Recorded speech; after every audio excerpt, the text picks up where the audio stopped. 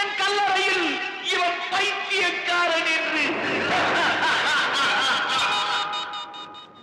கண்கள் தீட்டும் காதல் என்பது அது கண்ணில் நீரை வரவழைப்பது பெண்கள் காட்டும் அன்பு என்பது நம்மை பித்தனாக்கி அலைய வைப்பது யாருக்காக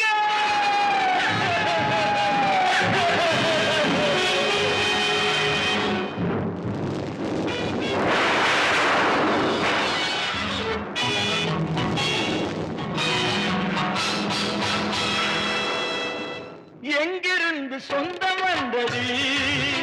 இன்று எங்கிருந்து நஞ்சு வந்தது